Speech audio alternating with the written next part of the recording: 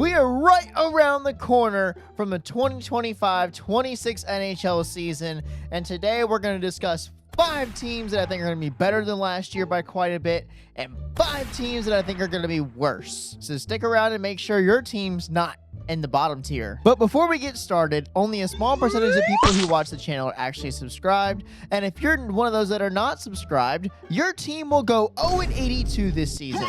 But if you subscribe right now, your team will go 82-0 and win the Stanley Cup. Starting off with riser number 1, I have the Montreal Canadiens, who last season had 91 points, and I'm predicting 102 points this year. Montreal is one of the brightest futures in the league. They had the Rookie of the Year last year. They have a odds-on favorite for Rookie of the Year this year. They just traded for Noah Dobson. The team is coached well. The only question I have with them is goaltending.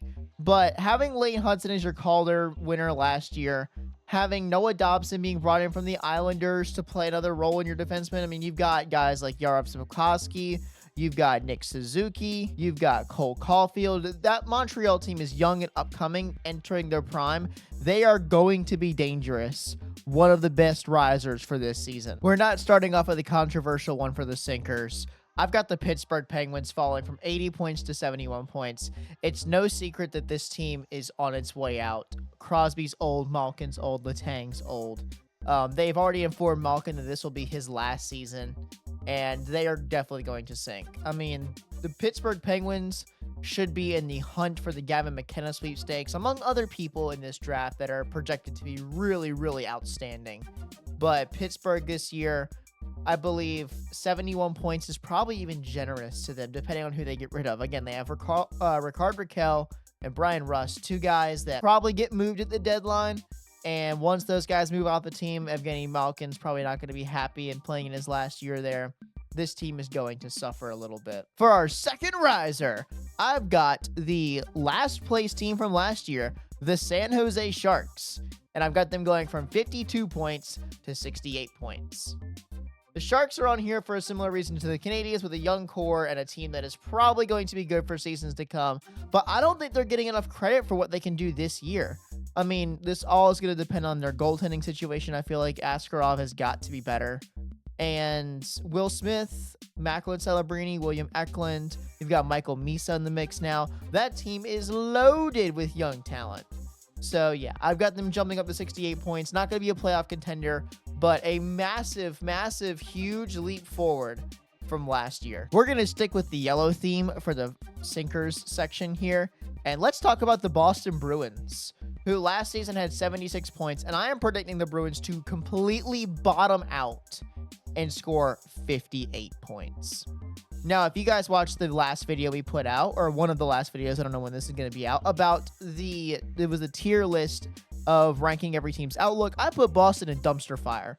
I think they're going to be terrible this year. They've got 3 good, they got 1 good player, 2 top 50-ish, maybe not top 50, top 100 level players, and then just a rough roster.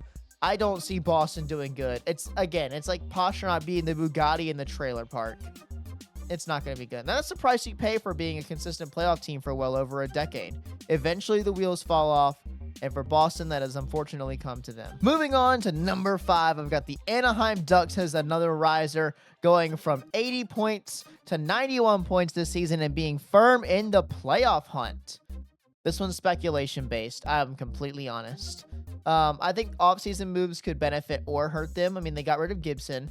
You've had the emergence of Lucas Dostal last year as a borderline elite goaltender, as well as an addition of Michael Granlund and Chris Kreider. Kreider not having a great year in New York. Change in scene could help him. Being reunited with his old captain, Jacob Trouba. But the reason that they're on this list is the addition of head coach Joel Quenneville.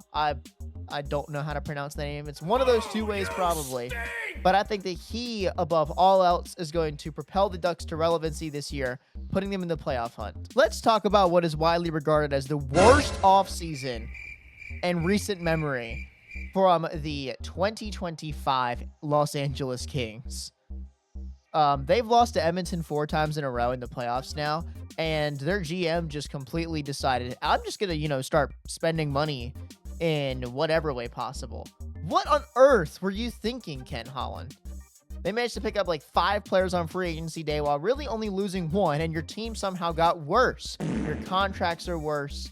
And let's be real, the core of his team is old. Kopitar has recently announced that this will be his last season, so maybe that helps you out a little bit.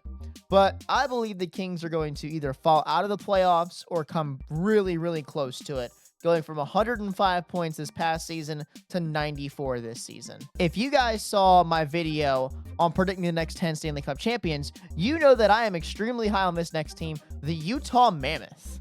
And I know I've seen other people who are not nearly as high on them. Some people think I'm crazy, but I think they're making the jump from 89 points to 95 points this year. I think the young additions they have, I think they're going to have a lot of internal growth. I am very, very high on Karel Vejmelka.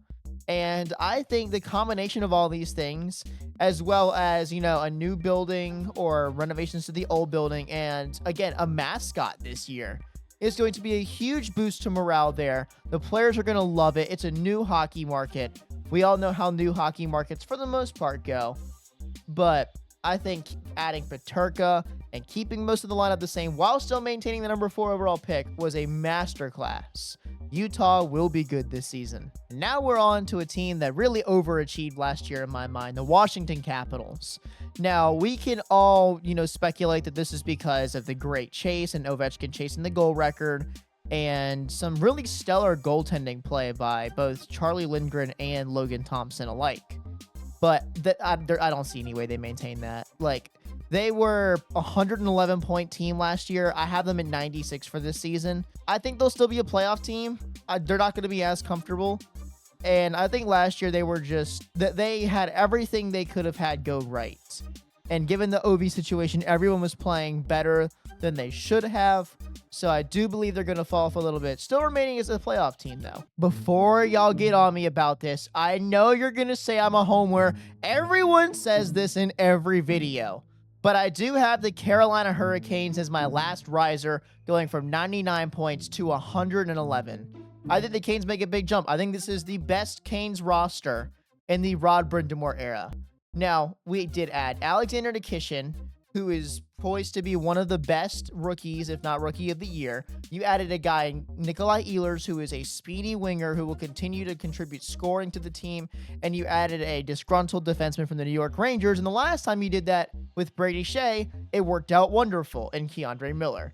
You've got good offensive flair, one of the best defensive cores in the league. If the goaltending can stay consistent, this Canes team is going to be so dangerous this year. And last, a team that I don't know what to think, really. This is the Vancouver Canucks. I have them dropping from 90 points to 80 points. But it seems like the front office is just a disaster. You waited for Brock Besser to get to free agency, only to sign him on the day of free agency for a higher contract and one yet less year of AAV because you took so long. The Elias Pettersson situation's not great. He's getting well overpaid. You gave Thatcher Demko a huge contract, even though he only plays maybe half a season. I mean, he's about there with Freddie Anderson, except Freddie Anderson performs in the playoffs. Vancouver hardly makes them. And adding Kane to this roster to solve up some, discipline issues, not the smartest move. And who knows if Quinn Hughes will be on the team by the end of the year. I could see them trading him at the deadline to New Jersey. I hope that doesn't happen, but it's something I could see happening for sure. So let me know what you think of the list, guys. Where was your favorite team on here? Did I have them as a riser, as a sinker? Were they not on here? I do think there's going to be fluctuation from every team. I tried to keep these somewhat realistic, other than maybe the Boston, one of them falling below 60 points. Maybe that's a bit low. But yeah, let me know what you guys think down in the comment section below. Let me know who you think I missed. Who did I blatantly get wrong in your opinion? Because I'm sure that someone's going to disagree, as they always do. Make sure to check out all our other videos, guys. Stay crazy, and peace out.